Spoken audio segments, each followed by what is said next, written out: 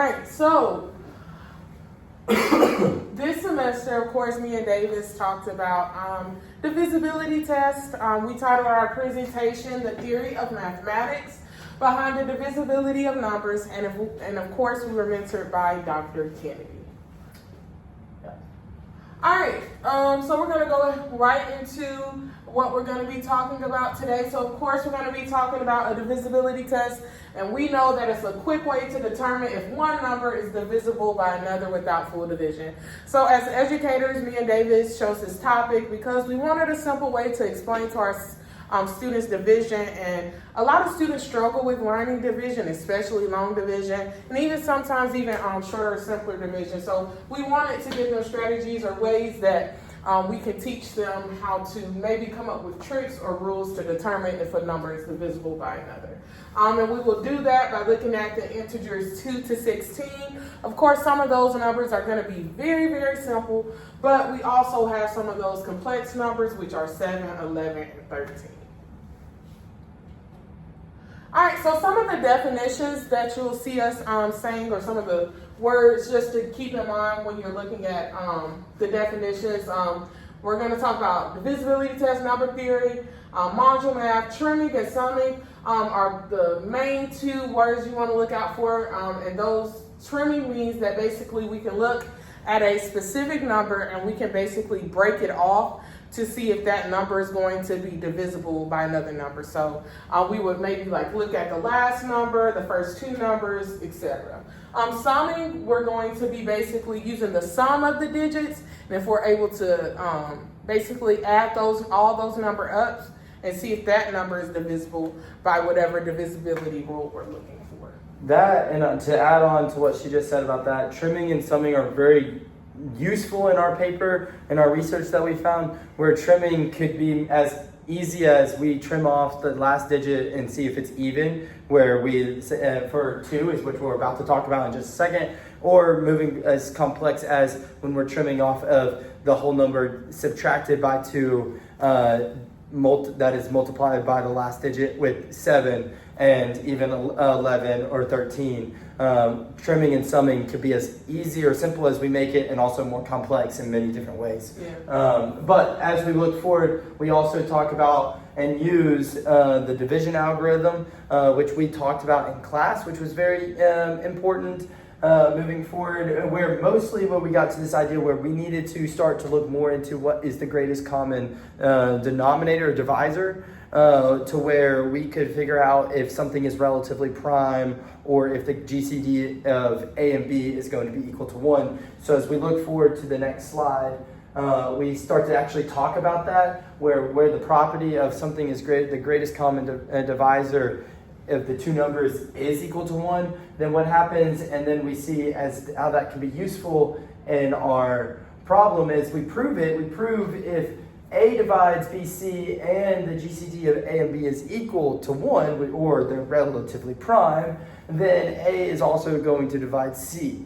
We like to prove this in a lot of corollaries moving forward, saying like for 14, if 2 and 7, since both of those are going to be relatively prime, we can look at the divisibility test for 2, and we can also look at the divisibility test for 7, and then we can see if it's also going to be divisible by 14. And that is what we use this theorem or lemma for in almost all of our corollaries, if not all of them. Perfect. Oh, okay. Now we're going to talk about our favorite proof. We all know this, proof of even and odd numbers. We just have to prove it up here because we're going to be using it for 2, so we had to make sure that we remember what makes something even and what makes something odd. Divisibility under addition, and this is just saying again, if A divides B, then A cannot divide C, then A can also not divide B plus C. And here we have proven this statement by contradiction. All right, so now to our divisibility test. Of course, we're going to start first with an integer is divisible by 2. So that is if and only if the last digit of the number of the integer, is divisible by 2. So to prove this, again, we have to know if a number is even or odd, and this can be determined solely by looking at the last digit, We start by recalling the definition of even and odd integers, and an integer n is defined as even if there exists an integer k such that n equals 2k, and odd if there exists an integer such that n equals 2m plus 1. All right. Wait, sorry, I have a question. I know we can edit it, so I don't really care. On this, if the words are backwards, you flip it. You can flip it? Mm-hmm. I love that. Yeah, Right, you cool. can flip videos. We'll edit that out. All right. No, you're fine, you're fine. All right, so we're going to consider this integer n as denoted as you see right here. And basically we can write that as 10 times some number plus d sub 0, where d sub 0 is going to be your last integer. So for example, if we had the number 22, we would write that as 10 times 2 plus 2. And of course, we know 2 is an even number by looking at that last digit. So that's how we determine if a number is divisible by 2. And we look at this case as well. So case 1, if the even digits, if the last digit is even, then n can be expressed as an even plus an even number, because we know any number multiplied by 10 is going to give you an even number, and if that last digit is even, even plus an even gives you an even number, so that is also divisible by 2. Case 2, now looking at if that digit is odd. So if we add an even number plus an odd number, that is going to give us an odd number. Thus, we can conclude that an integer is divisible by 2 if its last digit is even. And once again, that is using the theorem that we've proven already earlier in our addition of even and odd numbers, and so which becomes relevant in that proof alone. So moving forward, we start to look at the divisibility of 4. We group 2 and 4, 8, and 16 all up together real quick, just to kind of show that they all look at similar things. Where 2 looks at the last digit that Brittany just said, well, 4 now is going to look at the last 2 digits, and then 8 is going to look at the last 3, and then 16 is going to look at the last 4. And so when we look at this, we see that now our n is going to be what's different here. Our n here is going to be a 100, which we know is going to be divisible by 4, because 100 divided by 4 is going to be, obviously, it's going to be 25. So we know all those digits are then going to be divisible by 4, which then we can move on to figure out if the last digits of we know that where D naught or D1, all the list of digits here of n and D0 is the last digit, then we know that we can look at the last 2 digits as well. Technical difficulties. 1 second. Oh, sorry. You're good. All right. Since, once again, this is just reiterating what we just said, since 100 is divisible by 4, therefore the divisibility of n depends only on the remaining term, 10 d1 plus d naught, which then we know is mod 4. If that's mod 4, or is congruent to 0 mod 4, then we know that it is also going to be divisible by it. This is using our theorems, if you go back one slide, this is using our theorems that we proved earlier in our paper, which are 1.1 and 1.2 that are very relevant to understanding the GCD of A and B and so on. We do the same thing with 8 and it becomes 1,000. So it becomes 1,000. Yeah, just keep building on. Now this is just some examples. So of course, looking at 134, we look at that last digit. So divisibility of 2, 4 is obviously an even number. So that's going to be divisible. When we look at 135, 5 is odd. So it's not going to be divisible. Very simple. And you can use this skill for 4, again, the last 2 digits. As long as there's no remainder, depending on the rule that you're using, then it's going to be divisible. And we'll talk about a little bit later how you can keep breaking this down, because a lot of students may not know how to maybe tell you off the top of your head is 4,560, is that going to be divisible by 8? But looking at trimming and summing, we'll be able to talk about that a little more. Great. So looking now at divisibility by 3, we went straight into 3, and now is where we actually start talking more about the summing aspects that Brittany just alluded to. And so if an integer, if n is divisible by 3, if the sum of all the digits is divisible by 3, we look at, now we assume, or we say that n is equal to dk times 10 to the k power plus dk minus 1 times 10 to the k power of k minus 1, and so on, as you see. And we get to our last digit of d0. We want to show, our goal is to show that it is divisible by 3. Well, we know that 10 to any power, or 10k, is just going to be congruent to 1 mod 3. We know that because 10 is congruent to 1 mod 3. And so we then are left with n just being basically all our d's to the subnoted to the k, and so on, with mod 3 is equal to d's. I will add it up together, mod 3. Thus, we know that if all these digits, because d, k, or are representing of our digits of the number, are all added up together and they are divisible by 3, then we know that so is n divisible by 3 as well. Yes. Same thing for 9, right? Yeah, exactly. Now it's going to be mod 9 instead of mod 3. Very similar. This is... You're back. Yep. Right here. Yep. Yeah. So the same thing as you see here with mod 9, it's since 10 to any power of k is going to be congruent to 1 mod 9, we know, for instance, that the number once again, is going to be congruent to it, or equal to it. Any of all the digits added up together is going to be mod 9. Therefore, if all the digits or the sum of the digits is divisible by 9, then the number is also divisible by 9. We then moved on to correlated proofs, which then led us into going back to that theorem of GCD of relatively prime. We know that and see that in 6 and 12 specifically, because 6 and 2 and 3 are going to be relatively prime with one another, meaning the GCD of 2 and 3 is 1. And with 12, the GCD of 3 and 4 is going to be 1.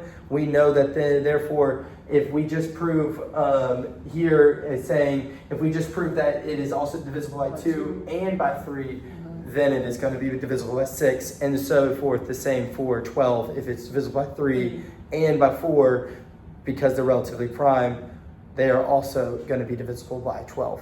Yep, and now we'll just look at some examples using that summing method for divisibility by 3. So if we look at the sum of digits of 1, 2, 3, of course 6 is divisible by 3.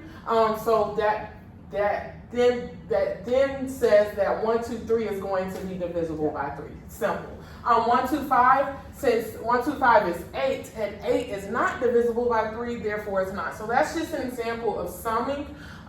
It's also, you can use this by doing 9, same thing, it's just you change it to 9. So, but this we're looking at a relatively, no, this is not that yet. We're adding the sum of our digits again, and we do 18 divided by 9, which is 2. So, of course, that number is going to be divisible by 9. Right here is where we're using the relatively prime. So checking that divisibility by 12. So as you see, we have the number 624. So first we apply the divisibility test for 4, where we do the sum of the digits. For 3, I'm sorry. The sum of the digits, which is 6 plus 2 plus 4. And of course, 12 is divisible by 3. So that'll give us 4. And then for the last 2 digits, which is our divisibility test for 4, we're going to divide 24 divided by 6, and that'll give us 12. And that example right here just shows us where it fails. And then the difficult... Yes, the ones that we actually were a little confused on and actually had to get support from Dr. Autry on a lot, which was the divisibility test of 7 and all the prime numbers 7, 11, and 13 specifically. So in this following one with 7, divisibility test 7, we use trimming quite a lot. One of the ways we foreshadowed that is saying that m is m minus to d0 is our actual test, and we're now going to attempt to prove that moving forward using trimming, looking at our specific last digits.